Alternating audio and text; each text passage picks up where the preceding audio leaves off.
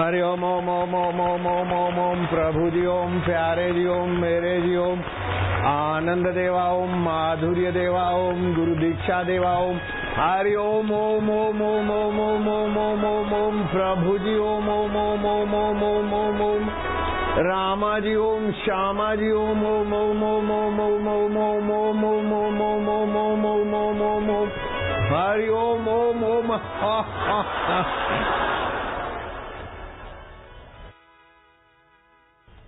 दीक्षा लेने वाले जो है हाथ ऊपर करो तो। बाप रे, ठीक है, ध्यान से सुनना। भगवान शिव जी ने पार्वती को मंत्र दीक्षा दिलाई थी वामदेव गुरु से, और कलकत्ते की काली माता ने तोतापुरी गुरु से दीक्षा दिलाई थी गदाधर पुजारी को, और वो गदाधर में से रामकृष्ण बने थे।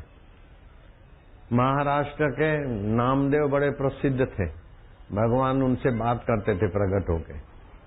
फिर भगवान ने कहा कि तुम शिवोबा खेचर से दीक्षा ले लो। बोले भगवान आपका दर्शन होता? बोले दर्शन तो अर्जुन को भी हुआ था, दर्शन होने से क्या होता है, अपना आत्मा का ज्ञान तो गुरु से ही मिलेगा।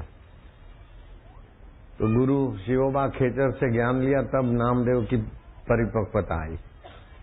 भगवान को भी गुरु करना पड़ता, तो दूसरे अगर बिना गुरु के जीते हैं तो वे अभागे हैं, मरने के बाद पिशाच बन जाते हैं, सांप बन जाते हैं, घोड़े गधे बन जाते हैं, क्रिकेट बन जाते हैं। राजा नृग बड़ा प्रसिद्ध था, मरने के बाद क्रिकेट बन गया। मिथिला का राजा अज बड़ा प्रसिद्ध था, मरने के बाद सांप बन गया। अमेरिका का प्रेसिडेंट बड़ा प्रसिद्ध है इब्राहिम लिंकन, मरने के बाद व्हाइट हाउस में पिशाच होके भटक रहा। तो जिसके जीवन में दीक्षा नहीं है, वो चाहे कितना राजा महाराजा बड़ा हो, चाहे धनवान हो, लेकिन अभागा तो है। कि मरना तो है ही है, मरने के बाद भटके तो अभागा ही है। जैसे सिम कार्ड सैटेलाइट से जोड़ देता है, ऐसे गुरु मंत्र आत्मा परमात्मा से जोड़ देता है, फिर दुर्गति से रक्षा हो जाती। इसीलिए भगवान शिव जी ने सबका भला करने की बात कही, दीक्षा मूलम जपम सर्वम। सारे जप का मूल है दीक्षा। दीक्षा मूलम तपम सर्वम, सारी तपस्या का मूल दीक्षा है। अगर गुरु की दीक्षा नहीं है तो गुरु भी न माला क्या सटकावे, मन तो चौदिशा भटकता जाए।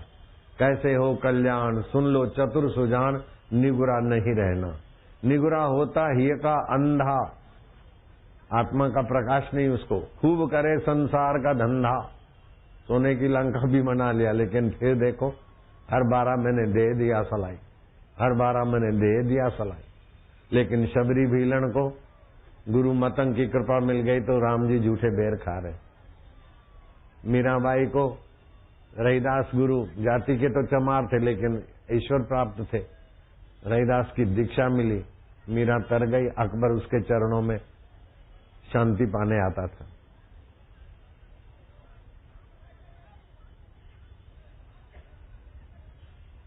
जो दीक्षा लेने वाले हैं ध्यान से सुनना और खड़े रहना।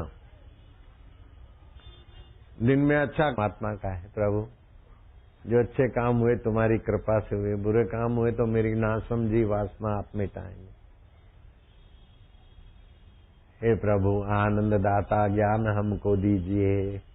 हे प्रभु हरि ओम ओम ओम ओम। पूरब के तरफ सिर करके सोना चाहिए, नहीं तो दक्षिण के तरफ। अगर पश्चिम के तरफ सिर करके सोएंगे तो चिंता पीछा नहीं छोड़ेगी।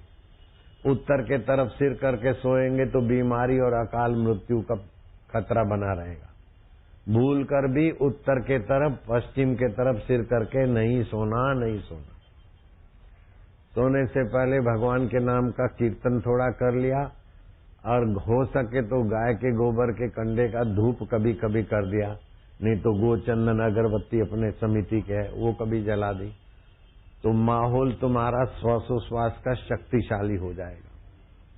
फिर भगवान के नाम का उच्चारण करो, हरि ओम ओम ओम ओम ओम प्रभु ओम, प्यारे ओम, मेरे ओम, आनंद ओम ओम ओम ओम ओम ओम ओम ओम ओम ओम ओम ओम ओम शिव ओम ओम ओम हरि ओम ओम ओम गुरु ओम ओम ओम राम ओम ओम ओम श्याम दाता ओम ओम ओम प्रभु ओम हरि ओम ओम ओम शिव ओम ओम ओम ओम ओम ओम ओम ओम ओम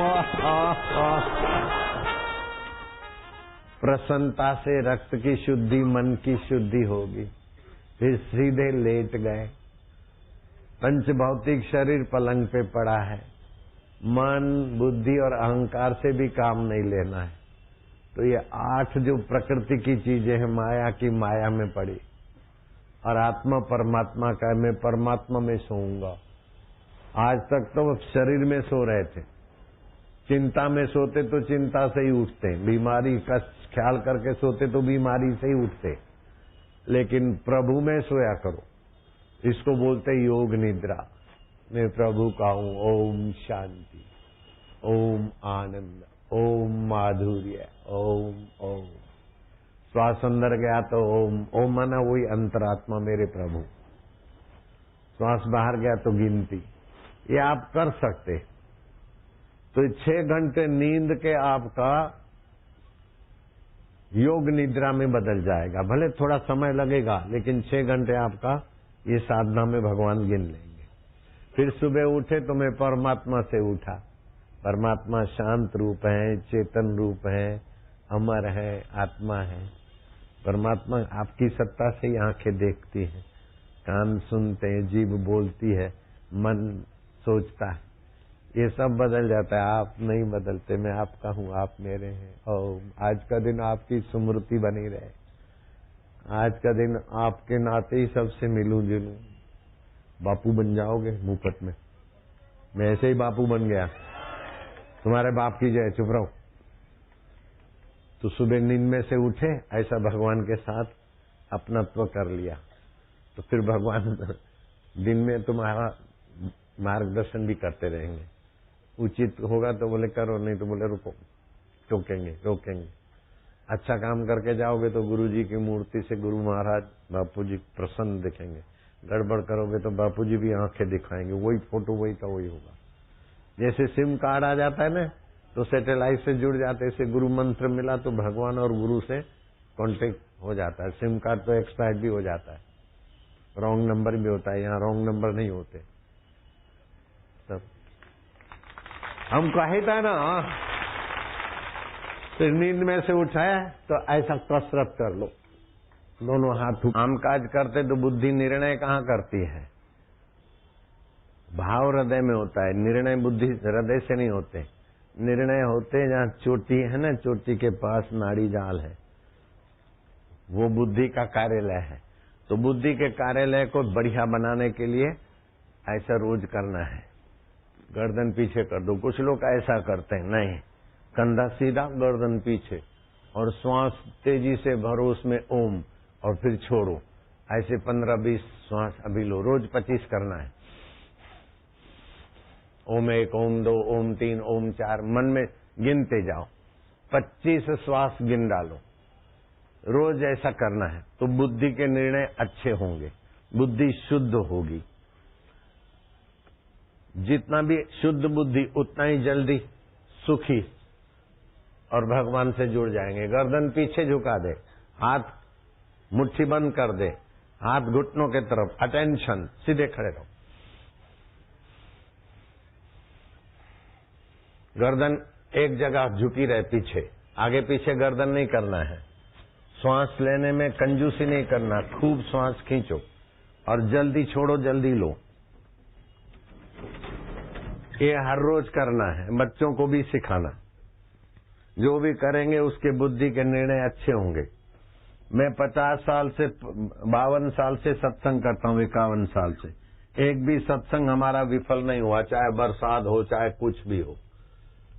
अंतर्यामी ईश्वर से जुड़कर निर्णय करते तो निर्णय अच्छे होते। कल भी देखा ने, छाता लेके भी लोग सुन रहे थे, कोई जाते नहीं। ईश्वर में रुक के निर्णय किया करो।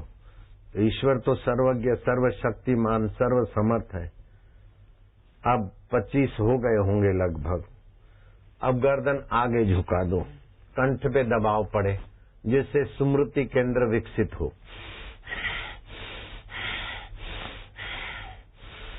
श्वास अंदर गया तो ओम भर दिया और बाहर गया तो गिनती, 7-8 तो हो गए होंगे। गर्दन एक जगह झुकी रहे, गर्दन ऊपर नीचे नहीं करते बेटे। छोड़ो छोड़ो उसको, छोड़ दे उसको। भूखा प्यासा है। गलत निर्णय से आदमी फंस जाता है आपदाओं में, मुसीबतों में। अब सिर ऊपर उठा दो। तंत्र विद्या क्या होती है? मैं क्या लोकतंत्र, गणतंत्र, ऐसे ही लौकिक कार्य सिद्धि के मंत्रों के समूह का नाम तंत्र होता है। आप जानते, मैंने सुना है, मेरा वैदिक मंत्र है, आत्मविद्या का है। ये तंत्र तो तांत्रिक विद्या वाले हैं, होते हैं, लेकिन उसमें भी ऐसा बच्चों की बली ऐसा दथिंग, ये तो विदेशी वाले चैनल वाले पैसे खा के हिंदू समाज को गुमराह कर रहे हैं। ऐसा कोई नहीं होता। तो हाई कोर्ट ने, सुप्रीम कोर्ट ने, लिबर्टी ने, सब ने ये दिया कि आश्रम में तांत्रिक नहीं होता, और आश्रम वासियों को निर्दोष साबित किया। ये तो 4.5 साल आश्रम पर कितने लांछन लगाए, 62 करोड़ रुपए खर्च किए विदेशी ताकतों ने, सब मिट्टी में मिल गए। और हिंदू धर्म का झंडा, और हेलीकॉप्टर के एक्सीडेंट ने तो सबके मुंह पर लपड़ाहट मार दी। देखो सत्य में क्या ताकत होती है। तो अब तुमको 7 मंत्र सुनाया, चाहे पहले कितना भी वो पापी आत्मा है, लेकिन सत्संग में पहुंचा, उसके पाप उतने नहीं रह सकते और उसकी दुर्गति नहीं हो सकती। सत्संग में आया है, तो जो सत्संग में आया है उनको मैं आशीर्वाद मंत्र दूंगा। चाहे मुझे गुरु न भी मानोगे तो भी वो मंत्र तो काम करेगा। हार्ट अटैक कभी नहीं होगा। अभी जो इधर पहुंचे हुए, इधर आए हैं, हाई बीपी नहीं होगा, लो बीपी नहीं होगा, पीलिया नहीं होगा। अगर है तो 50 माला जप करना। अभी जो आशीर्वाद मंत्र दूंगा, एक दिन में पीलिया ठीक हो जाता है, जिसको जॉन्डस बोलते हैं, लीवर की तकलीफ बोलते हैं। विलास राय देशमुख लीवर की तकलीफ में दम तोड़ के चले गए। चीफ मिनिस्टर रहे थे महाराष्ट्र के, आते थे मेरे पास, लेकिन उन बेचारे ने दीक्षा नहीं ली थी। अगर ये मंत्र लिए होते तो इतना जल्दी नहीं जाते। मैं 75 साल का हूं, अभी भी मस्त हूं। वो 60 साल में चले गए। दीक्षा रोगों को तो मिटाती है, पापों को भी मिटाती है, और भविष्य उज्जवल करती है, नीच योनियों से रक्षा करती है। नहीं तो मरने के बाद किरकिट बन गए, सांप बन गए, कछुआ बन गए, कुत्ता बन गए थे, तो मनुष्य जीवन बेकार हो गया। तो वो मैं आशीर्वाद मंत्र दूंगा, इनकी मालाएं पूरी हो जाए। तब तक आप लोग दुख भी बेशर्मा होकर भाग जाए, दोबारा नहीं आऊंगा, ऐसा बन जाओ तुम। सुख भी आए हैं तो आपको उल्लू न बनाए, अभिमानी न बनाए, सुख स्वरूप हरि की याद दिलाए, दुख हरि की याद दिलाए दुख। ऐसी तरकीब सिखाता हूं। कल जो आए थे उनके माँ बाप को भी मैं 7 बार प्रणाम करता हूं, उनकी 7 पीढ़ियों को। बारिश में बैठे रहे, धन्य है। जो कल आए थे वे हाथ ऊपर करो, धन्य है, आपका जीवन धन्य हो गया। अब मरने के बाद नरक नहीं हो सकता है, आपको नीच योनि नहीं हो सकती। मेरी नानी मर गई थी, शमशान में ले गए थे और फिर वहां हिली तो रस्सी खोली और पैदल चल के आई। 39 साल जी मेरी नानी। अब पूछा कि तुमको क्या अनुभव हुआ, तो उन्हें थोड़ा सा सुन्न सी हो गई। बाद में देखा कि नरक है, नरक के जीव दुख भोग रहे हैं, उनको अग्नि में तपाया जा रहा है, और लोहे के पुतले को आकर्षण, लोहे के पुतले को आलिंगन करो। अपना पति होते हुए भी पर पुरुष के साथ संबंध करने, ऐसे ही लोहे की पुतली तपी हुई, आप उसको आलिंगन करो, अपनी पत्नी होते हुए भी दूसरी गड़बड़ किया तो पापियों को तो दंड दिया जाता है, और जिन्होंने दूसरों के पैसे हड़प किए हैं उसको तो नोकीले हैं, चोंच वाले जीव चोंचे मार रहे हैं, न जाने क्या क्या नारकीय जीव दुख भोग रहे हैं। तो मेरी नानी ने कहा कि मेरे को इधर कैसे लाए, जिसने गुरु का दीक्षा लिया है और मंत्र जपा है, ओमकार का गुंजन किया है, उसको नरक नहीं हो सकता है। तो बोले तुम्हारा नाम हेमी बाई है? बोले हेमी बाई तो हमारे शहर में सैकड़ों है, पूरा नाम बोलो। बोले हेमी बाई पोहुमल हो ना तुम? बोले पोहुमल हमारे पति का नाम नहीं है। तो क्या नाम है? बोले हम नाम नहीं लेते, आप बोलते जाओ, प पे है। तो बोले हेमी बाई पहलाज राय? बोले नहीं। पुरुषोत्तम दास? बोले नहीं। पंजूमल? बोले नहीं। परियोमल? बोले नहीं। प्रीतम दास? बोले नहीं। तो भाई बोल देने भैया, हम लेते नहीं, आप बोलते जाओ ने, प पे है। वो बोलते गए हेमी बाई। पुरुषोत्तम दास? बोले नहीं। तो हेमी बाई प्रेम कुमार? बोले कुमार हटाकर चंद लगाओ। हेमी बाई प्रेमचंद? बोले हाँ। यमराज ने अपने नौकरों दूतों को डांटा के मूर्खों, पहले तुमको बोला था पुष्करना पातकी को लाना है, तो पुष्करना ब्राह्मण पुण्यात्मा को ले आए, मुझे माफी मांगनी पड़ी। और अभी हमने कहा हेमी बाई पोहुमल को लाना है, तो हेमी बाई प्रेमचंद को ले आए, जाओ जल्दी छोड़ के आओ। तो फिर मेरे को छोड़ गए, तो मैं शमशान में हिली और जिंदा हूं। तो आपके साथ भी यमदूत कभी बेवकूफी करे तो आप भी नरक या नीच योनि में नहीं जा सकते, क्योंकि सत्संग सुना है और अभी ओम का जप में करवाऊंगा, किया भी है। वैसे लोगों को नरक नहीं हो सकता है। तीर्थ नहाए एक फल, तीर्थ में नहाते न धर्म लाभ होता है। अगर संत मिल जाए तो तीर्थ 3 प्रकार के होते हैं, जो कल नहीं आए थे उनके लिए बोलता हूं फिर से। एक तो स्थावर तीर्थ होते हैं, जैसे प्रयागराज है, अयोध्या है, मथुरा है, काशी है, पुष्कर है, सेतुमन रामेश्वर है, जगन्नाथपुरी है आदि। इसको बोलते स्थावर तीर्थ। जाना चाहिए, लेकिन स्थावर तीर्थ का फायदा उठाना हो तो वहां संत अच्छे परमात्मा से जोड़ने वाले संत मिले, उनको बोलते जंगम तीर्थ। चलते फिरते संत होते हैं। तीर्थ एक जगह पर होता है, संत रूपी तीर्थ चलते फिरते जहां जाते हैं वो तीर्थत्व हो जाता है। तो स्थावर तीर्थ से 10 गुना प्रभावशाली होता है जंगम तीर्थ, और जंगम तीर्थ से भी 100 गुना प्रभावशाली होता है सत्य तीर्थ, जो सत्य बोलता है। क्षमा, शौच, ब्रह्मचर्य, ये सद्गुण रूपी तीर्थ होते हैं।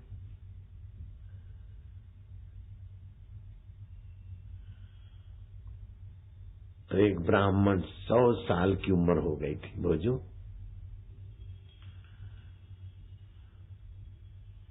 उसके गांव से दक्षिण के तरफ गंगा जी थी 2 कोस पर,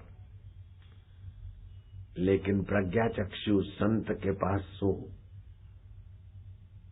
सत्य तीर्थ जंगम तीर्थ में नहाता था। आए गए यात्री जो गंगा किनारे जाते थे तो उनके यहाँ ठहरते थे, उनकी सेवा भी करता था। तो यात्रियों में 2 साधु थे। उन साधुओं ने पूछा कि हे ब्रह्म तपा,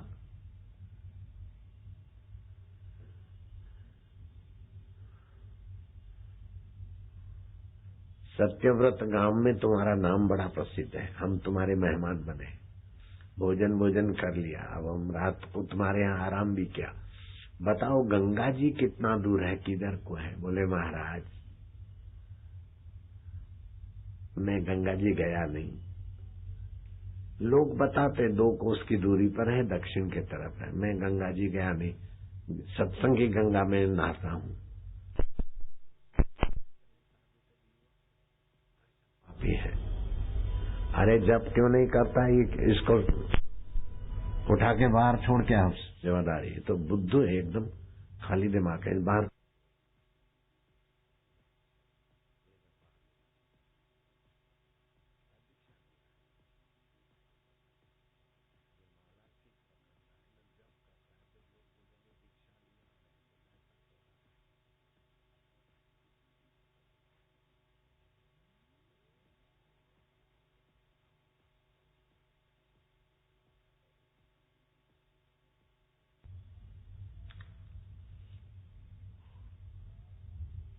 तो साधु बिगड़ गए उन पर, चल दिए तो उनको गंगा जी दिखे ही नहीं। सत्यग्राम से 2 कोस दूरी है लेकिन गंगा जी दिखे नहीं, भटके खूब दिन। आकाशवाणी हुई कि जो सत्संगी गंगा में नहाते थे उसका तुमने अपमान किया है। वो सत्संग की गंगा सर्वोपरि गंगा है, स्थावर तीर्थ, जंगम तीर्थ और सत्य तीर्थ परमात्मा का।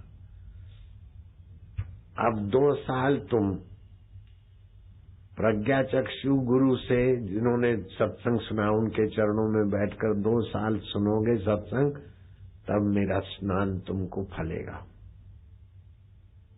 सत्संग की ऐसी बड़ी भारी महिमा है, सतगुरु की दीक्षा की ऐसी भारी महिमा है।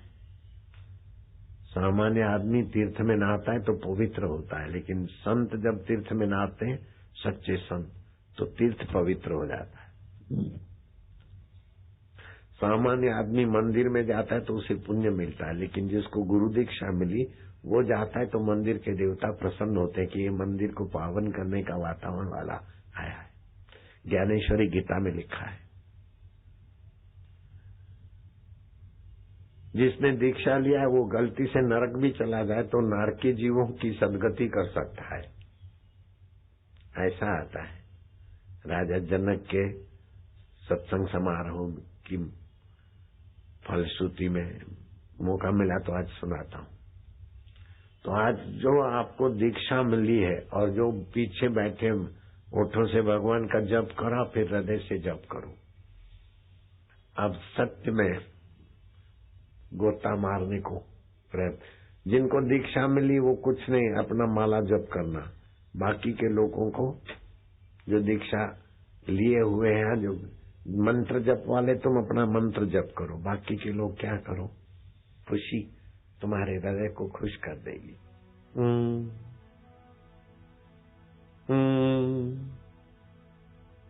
तुम लोग जप करो, इधर क्या देखते। मना में आत्मा यशोदा, जो भगवान को यश दे उस बुद्धि को बोलते यशोदा, और बुद्धि को जो जानता है उसको बोलते भगवान।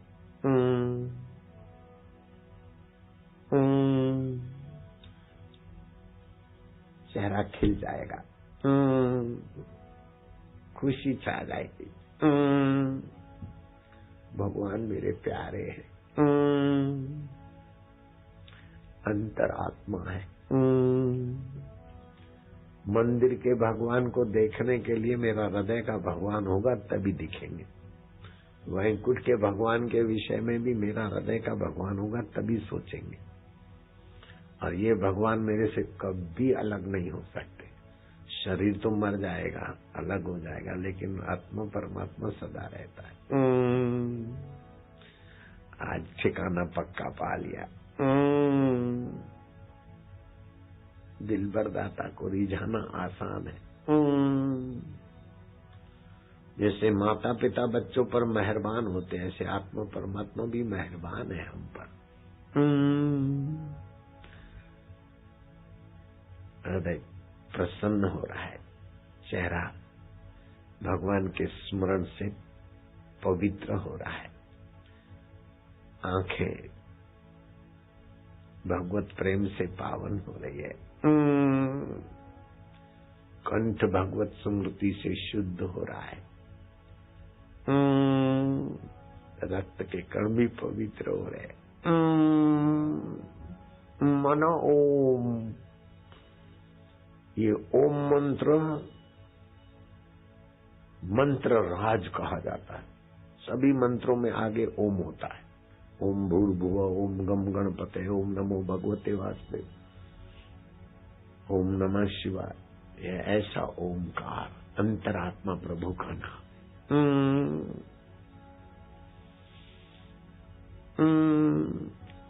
ये ओमकार मंत्र के 22,000 श्लोक तो बोधायन संहिता में है। उससे ज्यादा क्या क्या होगा अभी कोई खोज नहीं हुई। 22,000 श्लोक। जय मार्गन ने, विज्ञानी ने कहा कि ओमकार मंत्र से पेट की खराबियां भाग जाती, ओम के जप से दिमाग की कमजोरी ठीक हो जाती, लीवर ठीक हो जाती, ठीक है, लेकिन ये तो तेरी साधारण खोज है। भारत के संतों ने तो 22,000 श्लोक खोज के रख दिए। ओमकार मंत्र की 120 माला जप करे 50 दिन तक, और गाय के दूध की खीर बना के सूर्य को भोग लगाए, फिर खाए, नीच कर्मों का त्याग कर दे, तो 7 जन्मों की कंगालियत भाग जाएगी और 7 पीढ़ियों तक घर में लक्ष्मी स्थायी रहेगी। लेकिन इतना ही नहीं, और बहुत फायदे हैं। 120 माला जप करे साल भर, मन चाहा भगवान प्रकट हो जाएगा। नीच कर्मों का त्याग कर दे। मन चाहा भगवान नहीं है तो जैसा भगवान है, जिसमें से सारे भगवान प्रकट होते, उस आत्मा परमात्मा का साक्षात्कार भी हो सकता है। और भी बहुत फायदे हैं। तुम कंठ से जपो,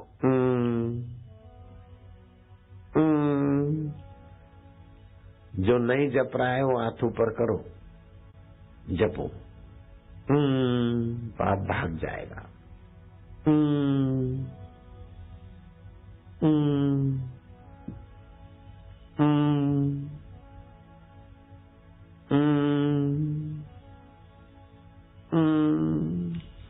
दो मिनट होठों से, 2 मिनट हृदय से, 2 मिनट कंठ से जप।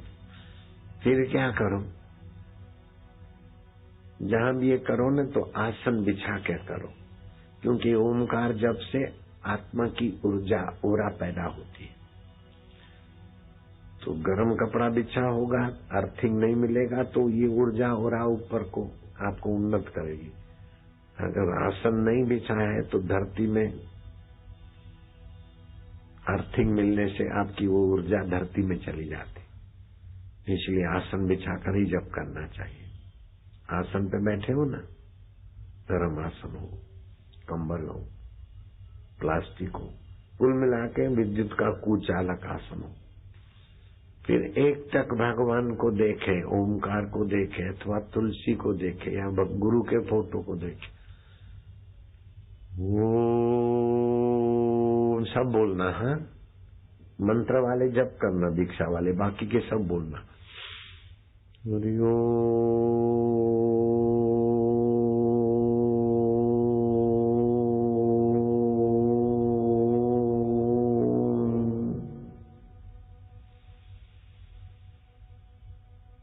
मैं ईश्वर का हूँ, ईश्वर मेरे है, संसार स्वप्न है, दुख सुख स्वप्न है, उसको जानने वाला मेरा प्रभु अपना है।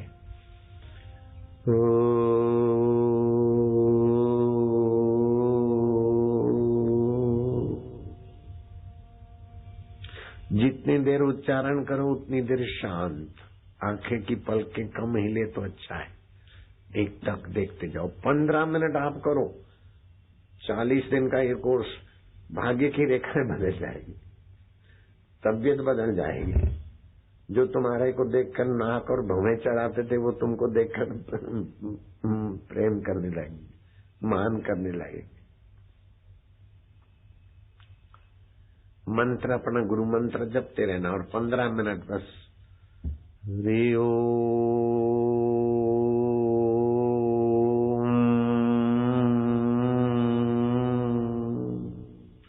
जितना मूर्ख लोगों ने बिहारियों को बदनाम किया, उतना ही बिहारी सबके सिर पर चढ़ के बोलेंगे मैं तो ऐसा बनाना चाहता हूँ बिहारियों को। बोले कोई भीख मांगता है तो मैं पूछता हूँ भैया कहाँ के, तो बोले मैं बिहार का हूँ। ऐसा करके अखबारों में बदनाम कर रहे हैं बिहारियों को। बिहारी भीख मांगे हैं, बेवकूफ कहेंगे। हमारे कई ऐसे बिहारी हैं जो मेहनत करके करोड़पति हो गए। बाबा 300 रुपए नहीं थे, अभी 80 लाख की गाड़ी आपकी सेवा में रखा हूं, उसी की गाड़ी में मैं आता हूं। 300 रुपए नहीं थे, बिहारी है। 88 लाख की कार है उनकी, भीख मांगते हैं, उसी से कार आई है। बेवकूफ कहीं के बिहारियों को भिखमंगा बोलते हैं। बिहारी बेचारे मेहनत करते। हाँ, इधर जंगल राज था, असुविधाएं थी, लूटमार थी। अब जरा अच्छा शासन है, उनको शाबाश है, लेकिन अभी काम करना बहुत बाकी है यहाँ बिहार में। अंदर से बदल जाएंगे तो बाहर अपने आप कुदरत सहयोग करेगी। मैं बिहारियों के भाग्य बदलने का तरकीब जानता हूं, बिहारियों के शान बदलने की तरकीब जानता हूं। ओ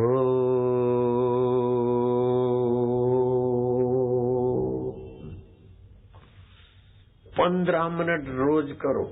अगर 15 मिनट सुबह और शाम करते तो कहना ही क्या, और 20-25 मिनट या 1 घंटा करते तो फिर तो उसका वर्णन कोई नहीं कर सकता। फिर बिहार के बच्चे तो क्या, देश भर के कोई भी बच्चे हों, मैं उनको बिल्कुल विश्वास पूर्वक कहता हूं, चैलेंज करता हूं, कितने भी पढ़ने में बुद्धू हो, स्वभाव में कितने भी बेकार बच्चे हों, बहुत बढ़िया हो जाएंगे। और बच्चों को प्रयोग सिखाओ, मैं तुमको सिखाता हूं, तुम बच्चों को सिखाओ। बच्चों को अंतरात्मा का रस और अंतरात्मा की शक्ति मिलेगी, बच्चों की गलतियां कम हो जाएगी और अच्छे मार्क लाने वाले होंगे और अच्छे होनहार होंगे।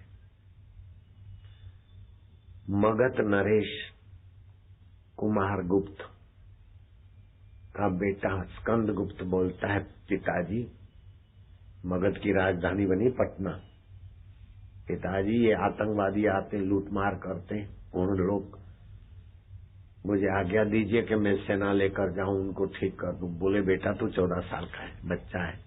बोले पिताश्री, गुरुजी ने कहा है जिसके मुख में गुरु मंत्र है उसको सिद्धि मिलती है, जो रोज ओमकार का जप करता, गुरु के सामने देखता है, ईश्वर के सामने, सफलता उसकी चरण चूमती है। पिताश्री, आतंकवादी आकर इधर लूट मार करे और रेड अलर्ट जाहिर कर दिया, ये तो बकवास करते रहते लोग। सुरक्षा कड़ी कर दी और बम ब्लास्टिंग होते रहते। पिताश्री,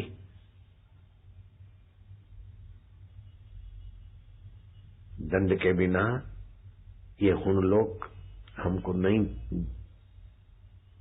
चैन से रहने देंगे। मगध के लोग लूटे जाए और हम कानून बनाते रहें, मुझे आज्ञा दीजिए। स्कंद गुप्त का दृढ़ निश्चय और गुरु का उपदेश की बातें सुनकर मगध नरेश ने 2 लाख सैनिक दिए 14 साल के स्कंद गुप्त को, और सेना का जहां रात्रि पड़ाव होता है वहां गुरुजी से जो दीक्षा में सत्संग में सुना था, वो सेना को मनोबल, प्राण बल, बुद्धि बल बढ़ता है। ऐसे करते करते मगध से चंडीगढ़ तक पहुंच गई सेना। अब चंडीगढ़ से तो पहाड़ियां दिख रही थी कश्मीर की, जहां घुसे रहते थे आतंकवादी।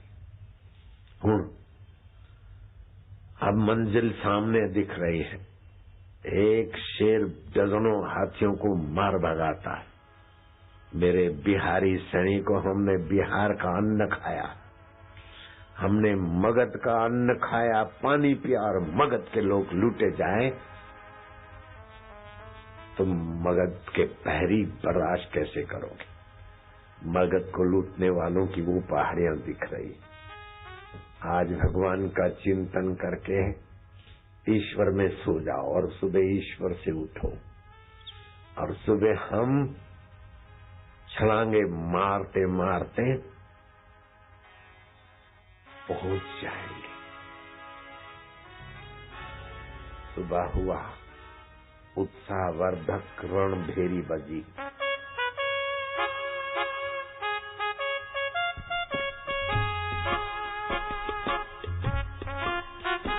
ओम ओम ओम, जागो जवानों,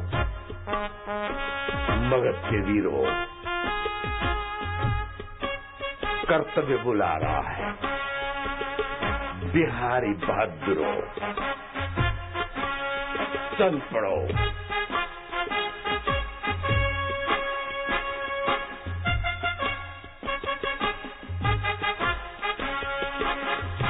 सबके दिल दिमाग में उत्साह, उमंग, साहस, उद्यम, साहस, धैर्य, बुद्धि, शक्ति, पराक्रम। षडेते यत्र वर्तन्ते तत्र देव सहाय। गुरु का बताया हुआ श्लोक सुनाया। पहुंचे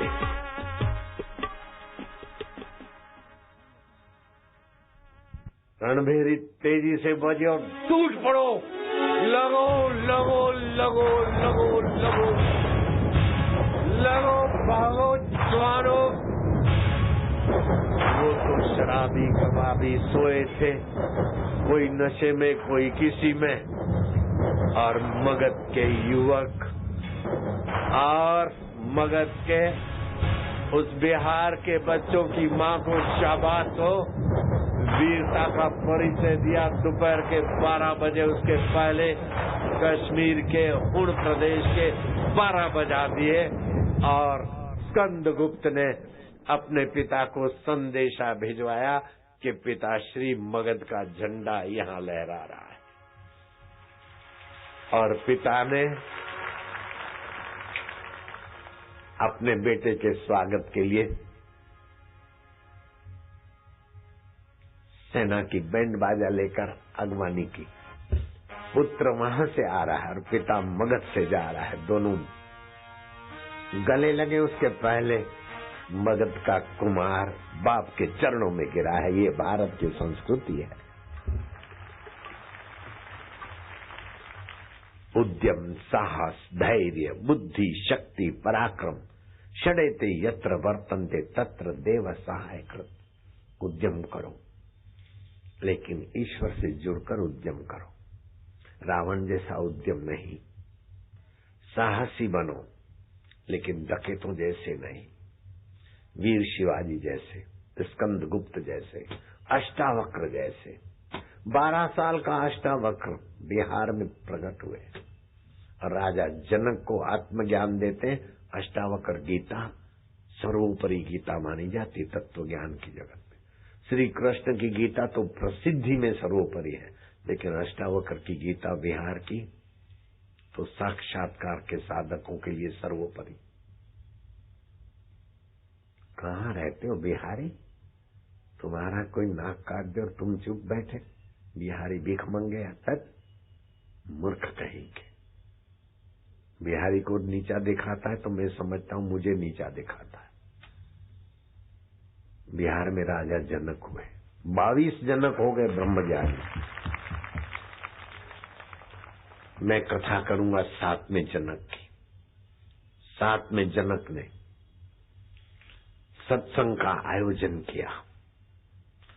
अष्टावक्र गुरु को प्रार्थना की कि सोने के बर्तन में लोग खाएं, लेकिन सत्संग नहीं है तो विकार और मरने के बाद नीची होनी है। इसलिए लोगों को सत्संग जरूरी है। गुरुवर आप कृपा कीजिए, सत्संग, जाहिर सत्संग का दान दीजिए।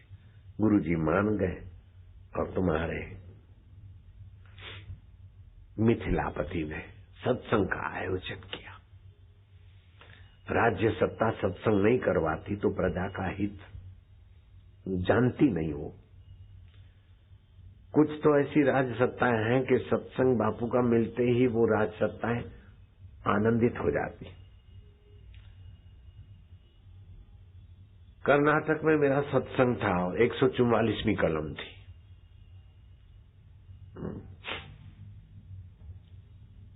बेलगांव में मेरा सत्संग था और राम जन्मभूमि की फतवा आने वाली थी उस दिन। 144वीं कलम लग गई थी, लेकिन बेलगांव ने सरकार ने कहा कि बापू का सत्संग होने दो। उसी दिन चार्टर लेकर मुझे गोवा जाना था। शाम का सत्संग गोवा में था,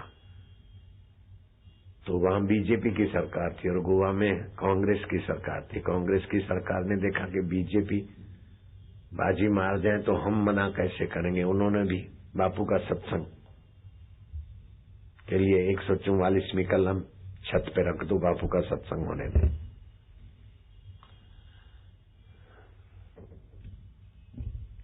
डीसा में 4 दिसंबर था कि 1992 में बाबरी ढांचा ध्वंस हुआ। वहां कर्फ्यू लगा था। मेरा सत्संग की तारीख पहले थी। मैं तो मंच पे पहुंचा, आईजी, डीआईजी, ये सारा जहां देखो वहां लाठी चार्ज करो, गोली मारो, सब भभुक भभुक चल रहा था। चिमन पटेल की सरकार थी। मैं तो मंच पे पहुंचा, बोले बाबा 144वीं कलम है और लाठी चार्ज और गोली का आदेश है। मैं क्या, गोली जहां लगे उससे काम नहीं बनता, लाठी चार्ज से सत्संग के काम बनता है। हम तो सत्संग करेंगे, तुमको पूछना है तो पूछ लो किसी से भी। हम तो सत्संग में पहुंचे और उन्होंने पूछ लिया, चिमन सरकार की थी, चिमन भाई पटेल की।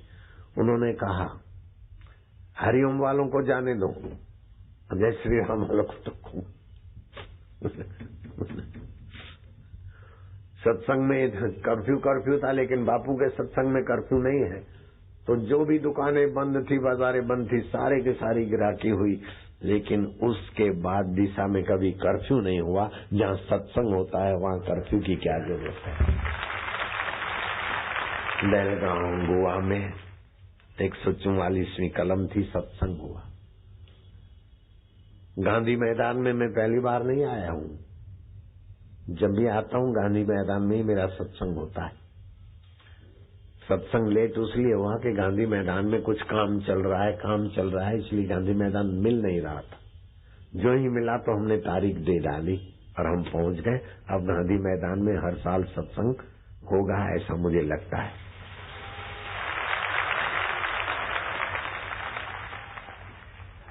राजा जनक ने सत्संग का आयोजन किया। अष्टावक्र गुरु महाराज सत्संग करने विराजे। सत्संग शुरू होना है, इतने में एक भयंकर काला सांप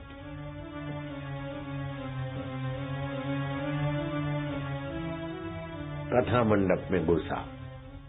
लोगों में थोड़ी हिलचाल हुई। त्रिकाल ज्ञानी, तुम्हारे बिहार के बाबा अष्टावक्र बाबा, जरा सा ध्यान करके देखिए। अरे डरने की जरूरत नहीं है, ये सांप पूर्व काल का राजा आज है, मिथिला नरेश है। सत्संग नहीं सुना इसलिए मरने के बाद सर्प योनि में दुख भोग रहा है। अब सत्संग से उसके पाप नाश होंगे और यही उसकी ये दुखद सर्प की योनि का त्याग करेगा और देवता के रूप में प्रकट हो जाएगा और मैं उसे आज्ञा दूंगा, आप बीती तुम्हें सुनाएगा। शांति से बैठे रहना, इसको छेड़ना नहीं, सत्संग सुनने देना। 1 दिन 2 दिन 3 दिन सत्संग जब पूरा होने को था तो कुंडली मार के बैठा वो सांप बार बार ऊंचा हो और फन ऊंचा हो फन के।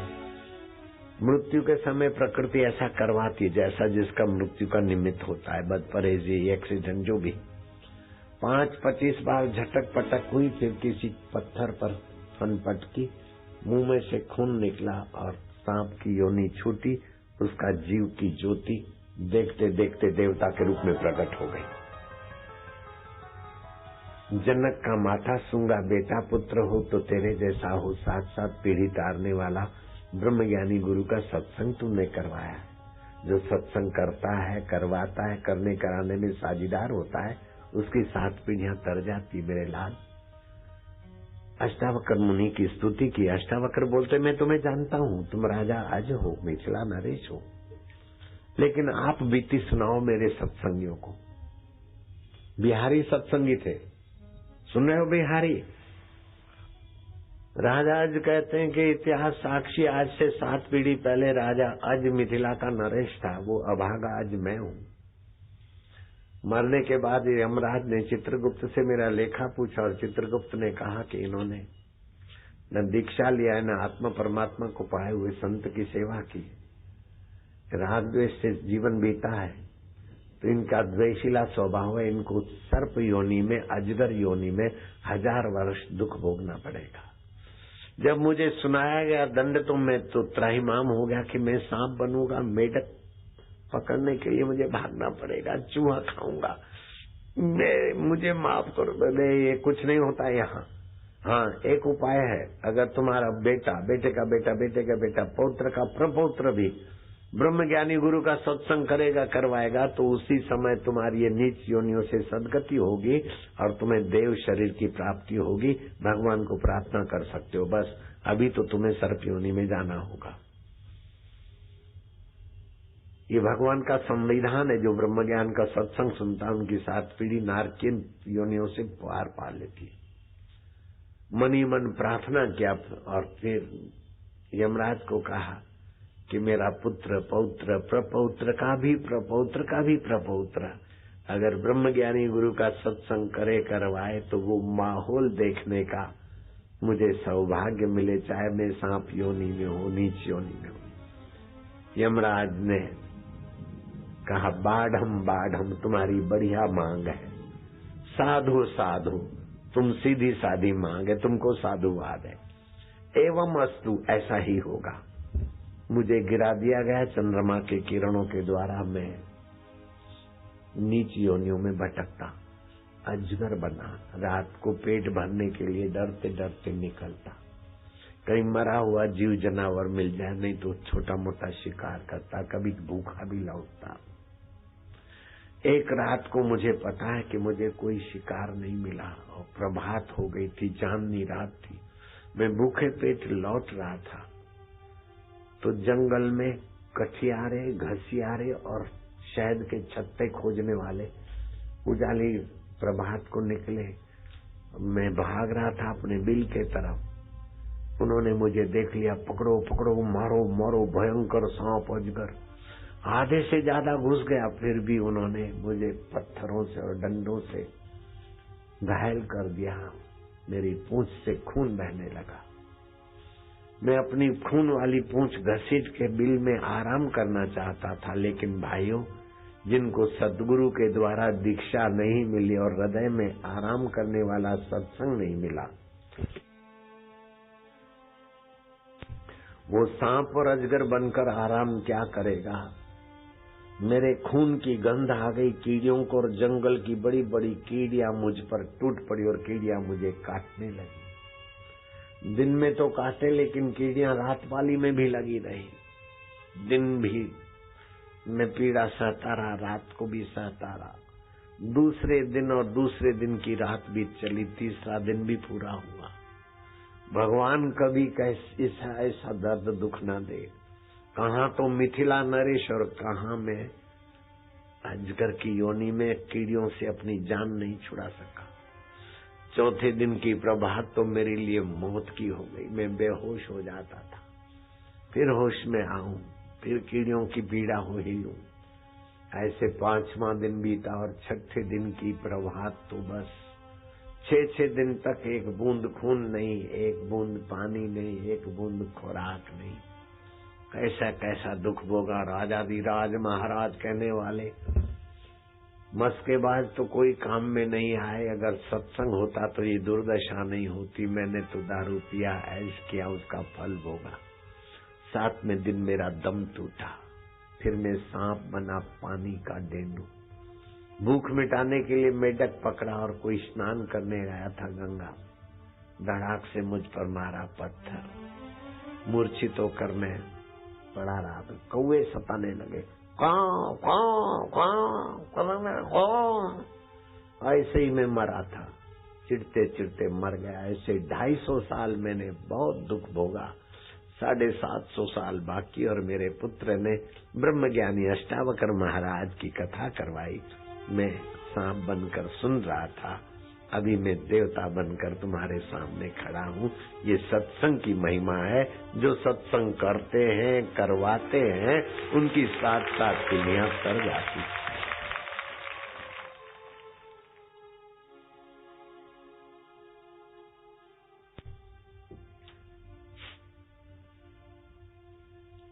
इतने में पुण्यशील और सुशील पार्षद प्रकट हुए।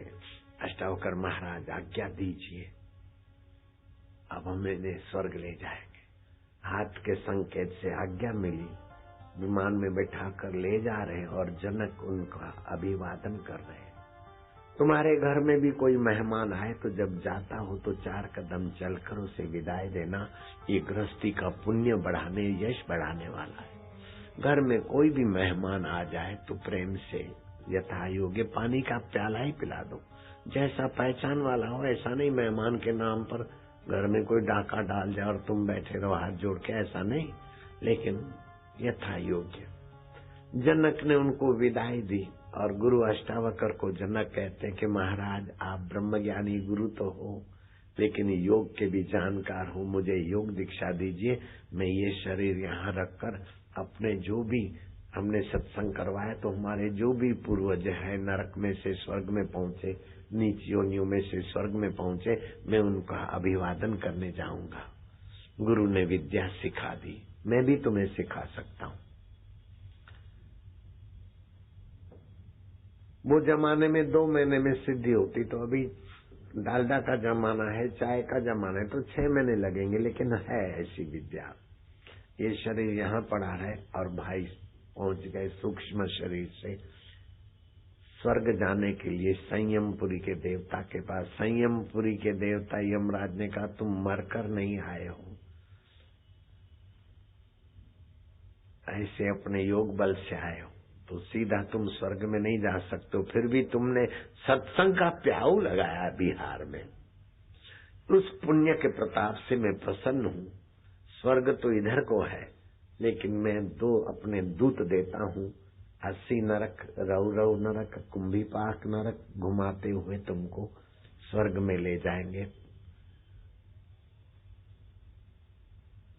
जो 80 रौरव कुंभीपाक नरक में गए तो हाय कष्ट, आक्रांत, दुख, पीड़ा, हाय रे नहीं सही जाती, छोड़ दो, माफ करो, हाय रे ओ रे।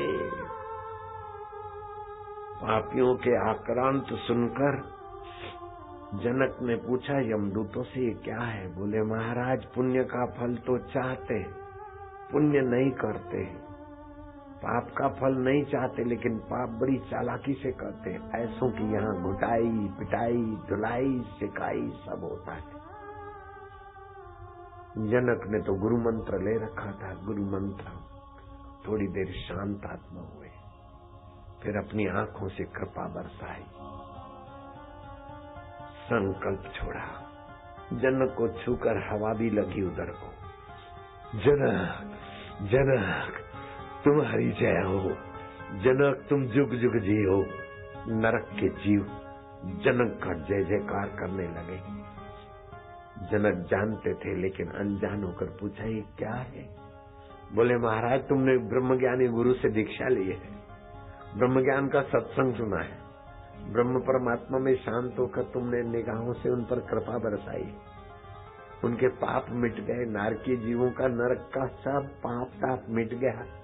अब उन्हें नरक तपाता नहीं, दुख देता नहीं, अब उन्हें शांति है, आनंद है। महाराज याद रहे, जब सत्संगी जनक नरक में जाते तो नारकीय जीवों का पाप और ताप मिट जाता है, उन्हें शांति और आनंद मिलता है।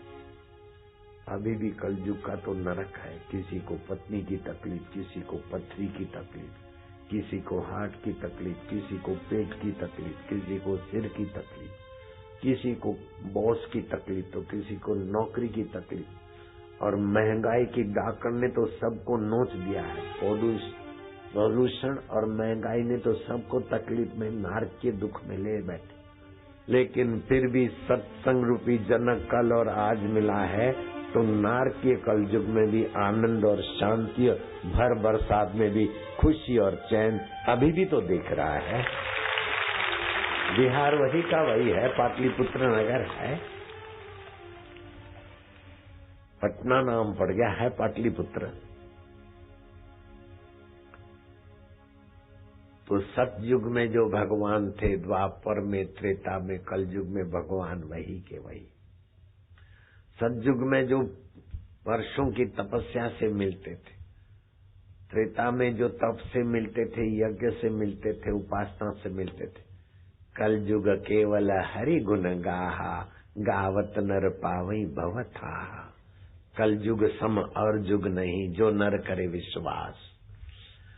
जो हजार वर्ष तपस्या करने से मिलता था, कलयुग में केवल सत्संग, गुरु दीक्षा, गुरु कीर्तन, सत्संग से बेड़ा पार हो जाता है। 10 मालाएं हो गई होगी। अभी डॉक्टर कुछ भी कह दे, उल्टे होकर टंग जाए, पेट चीर के ही बच्चे का जन्म होगा। बोले नहीं, गाय के गोबर का रस दे दो 10 मिलीग्राम, देसी गाय का अपने आप प्रसूति होती है। गोधरा के एक भाई विनोद की पत्नी गर्भ टेढ़ा हो गया था। डॉक्टरों ने बोला पेट चीरना ही पड़ेगा, नहीं तो दोनों मरेंगे। वो गोधरा छोड़कर बड़ौदा के डॉक्टरों को दिखाया। बड़ौदा के डॉक्टरों ने वही बीन बजाई। फिर अहमदाबाद के डॉक्टरों के पास ले गए तो अहमदाबाद के बड़े बड़े डॉक्टर सेवाचंद तेल वाले समिति में है, तो वहां से फिर फोन किया, बापूजी ये तो सभी डॉक्टर बोलते हैं गर्भ टेढ़ा हो गया है, मेरी बहू सूज गई है विनोद की पत्नी, और जल्दी से ऑपरेशन कराओ नहीं तो दोनों मर जाएंगे। अभी एक जीवित रहेगा, या तो बच्चा जीवित रहेगा या तो माँ। जो जीवित रहेंगे वो मेंटली रिटायर होंगे। बापू आज्ञा दे दीजिए। मैं क्या नहीं। फिर संदेश आया, डॉक्टर फलाने ने कहा, फलाना बड़ा डॉक्टर फलाने ने, डॉक्टर हाथी साहब ने कह दिया। मैं क्या हाथी साहब कह दे चाहे गधा साहब कह दे चाहे घोड़ा साहब कह दे, ऑपरेशन नहीं होगा, पेट चीर के बच्चा नहीं निकालना है, गाय के गोबर का रस दे दो, आराम से प्रसूति होती है। अब ऑर्डर इज द ऑर्डर। हाथी साहब कहता है, इधर बापू साहब कह रहे हैं, फिर क्या है, गुरु ने कह दिया, बात पूरी हो गई। मैं आपको सच बताता हूं, वो फिल्म देखना हो तो अभी वो परिवार को तुम फिल्म में भी देख सकोगे, एलडी में। वो दे दिया और बच्ची का जन्म हुआ। बच्ची रिटायर नहीं, अक्कल वाली है, 10वीं पढ़ती अभी, माँ भी ठीक है। दूसरी बच्ची का जन्म हुआ, वो भी 7वीं पढ़ती। तीसरे भाई का भी दर्शन हुआ, इसकी पत्नी चश्मे वाले की, और वो उसके पास में थी पत्नी, और पीछे वो बच्ची का जन्म हुआ। फेफड़ों के अंदर पानी भर गया, और उस वक्त आप इसका भाषण क्यों सुनो, मेरी बात मान लो बस। देखा ना तुमने, देख लिया ना, यही बंदा था।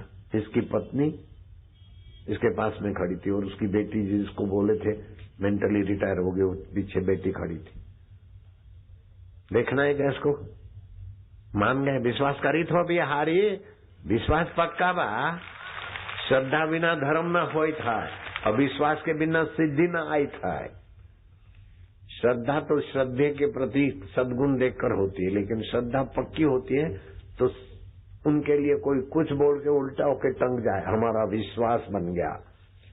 तुम्हारी अखबार और तुम्हारी चैनल कुछ भी बोलती रहे, बापू से हमको जो फायदा हुआ हम जानी था है।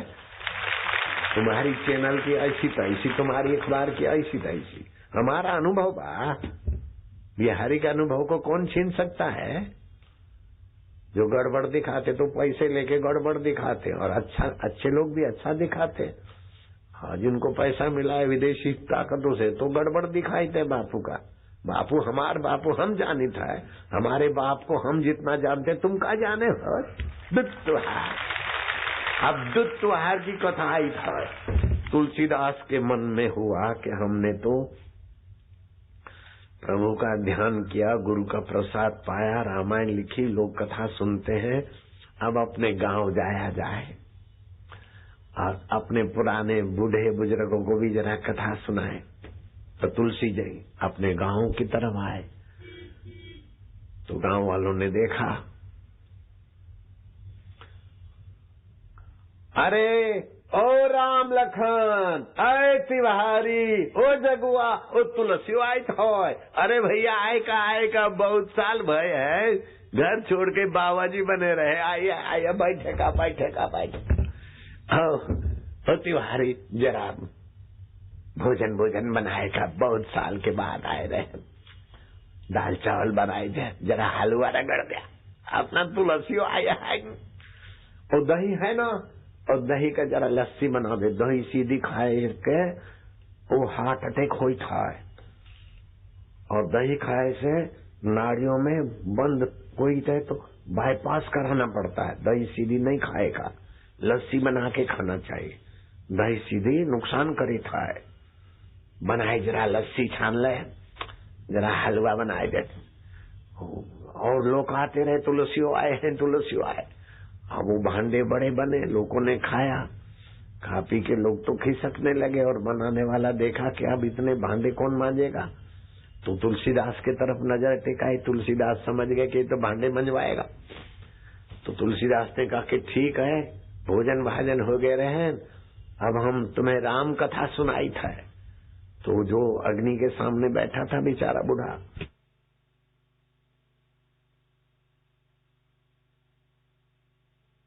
बना बना के थका था। हाँ, उसका दिमाग गर्म हुआ। बोले दाल चावल खाई खाई मजा आई था, हलवा खाई का तो मजा आई था, बटलवा माजे को बिटवा कथा सुनाई था, तुहार बटलवा माजे का तुलसिया। तुलसीदास ने चौपाई बनाई। आप बोलना, तुलसी कबहू न जाइयो, तुलसी तुलसी कबहू न जाइयो, अपने बाप के गांव, दास गयो तुलसी गयो, रहो तुलसियो नाम। दाल चावल खाई खाई तो मजा आई था, हलवा खाई का सुरसुर लागी था, बटलवा माजे को बिटवा कथा सुनाई था, तुहार बटलवा माजे का बूढ़ा है ना, तू तो जवान है तुलसिया।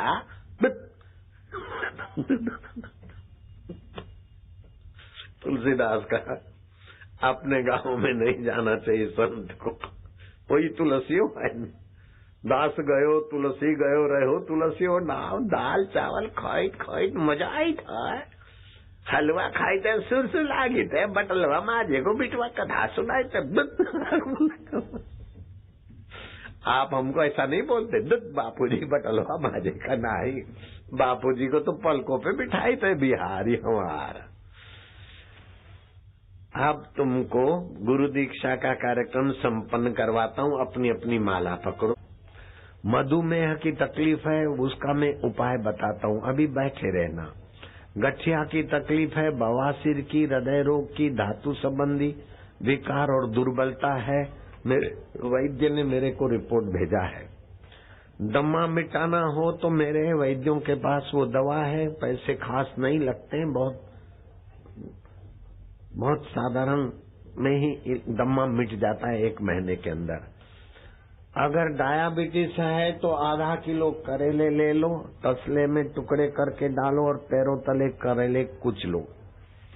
1 घंटा नंगे पैर तसले में करेले कुचलो, 7 दिन तक मधुमेह चला जाएगा, डायबिटीज चला जाएगी। लेकिन तुम 10 दिन कुचलना, और उन 10 दिनों में मेथी के दाने मिक्सी में पीस के थोड़े रख दो, रात को 15 से 50 ग्राम जितना तुम्हारी मौज हो भिगा दो, सुबह सब्जी में, रोटी में अथवा ऐसे ही मेथी दाना खा लिया करो, मेथी की सब्जी खा लिया करो। डायबिटीज सदा के लिए चली जाएगी। किसी को गठिया है तो कल बताए थे, फिर आज बताता हूँ। 2 लीटर पानी में 6 बेली पत्ते, 2 काली मिर्च उबालकर 1.5 लीटर पानी कर लो, वो पानी पिया करो। और ओम बम बम बम बम बम बम बम बम 1.25 लाख जप करो। शिवरात्रि के दिन गठिया वाला बिस्तर पे पड़ा हो तो भी दौड़ने लगेगा। गठिया की बीमारी चली जाती है ओम बम बम जप करने से। और पानी 1 लीटर को उबालो, 1.25 लीटर करो तो वायु संबंधी, गैस संबंधी तकलीफें चली जाती है। बवासीर की तकलीफ है तो काले तिल मिक्सी में पीस लो, 10 ग्राम काले तिल और 10 ग्राम मक्खन मिलाकर खिला दो बवासीर वाले को। कुछ दिनों में बवासीर की बीमारी भाग जाएगी। हृदय रोग है तो ओम खम खम खम खम खम खम जप करो, हृदय रोग भाग जाएगा। धातु संबंधी दुर्बलता है, कमजोरी है तो बल्य रसायन है, जो राजकोट की कंपनी वाला 135 रुपए में देता है, वही फार्मूला हमारे शिष्य ने दी थी उनको, वो हमने बनवाई और 45 रुपए में मिल जाएगा। बल्य रसायन 5 ग्राम दूध में डाल दिया, 1 चम्मच घी, रात को घोल बनाकर पी लिया, बलवान हो जाओगे, धातु मजबूत हो जाएगा। उठते समय कपड़े छिटकने से पाप लगता है, बैठे बैठे प्रसाद बटे तो अच्छा रहेगा। तुलसी में 800 बीमारी दूर करने की ताकत है। अनाउंसर तो वो तुलसी रोज कहाँ से ढूंढेंगे? तो तुलसी की होम्योपैथी गोलियां बनी है। वो होम्योपैथी तुलसी के कितने सारे फायदे अभी पढ़ के सुनाएंगे। वो स्टॉल पे बोतल मिलेगी, बच्चों को एक गोली सुबह, एक दोपहर को 2 गोली, बच्चों की कई प्रकार की बीमारियां भाग जाती। और जो मोटे हैं, मोटे लोग भी 2 गोली सुबह 2 शाम को लेंगे तो मोटापा नियंत्रित। दुबले हैं तो वो 2 गोली चूसेंगे सुबह शाम, एक गोली, तो दुबले लोगों का अनुपातित वजन होगा। अभी ये तुलसी वाला सुनना, फिर मैं रेलगाड़ी चलाऊंगा, प्रसाद छिटकाव करूंगा और सुगंधित द्रव्य। ये छोरा जो आसन छिटक रहे, कपड़े छिटकने से पाप लगता है, थोड़ी अकल रखो, कपड़े मत छिटको बेटे। विष विकार, श्वास, खांसी, प्रतिशय, खून की कमी, दंत रोग, शरीर के ऊपर सफेद धब्बे अथवा अन्य प्रकार के त्वचा संबंधी रोगों में चमत्कारी लाभ मिलता है। साथ ही 10 मिनट की रिसेस है, फिर सत्संग शुरू होगा। साथ ही जी, यह शिरशूल, प्रजनन तथा मूत्रवाही संस्थान के रोगों की श्रेष्ठ औषधि है।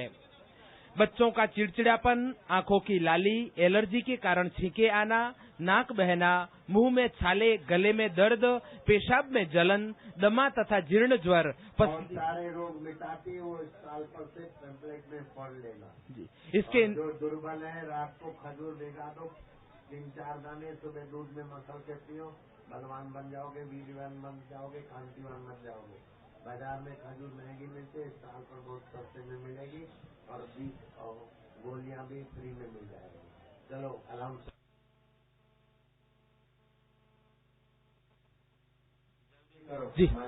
जी। सत्संग के इन 2 दिनों में पूज्य बापू जी के श्रीमुख से भगवत अमृत का रसपान कर सभी भक्त आनंदित तो हुए ही है, पर निकल जाओ।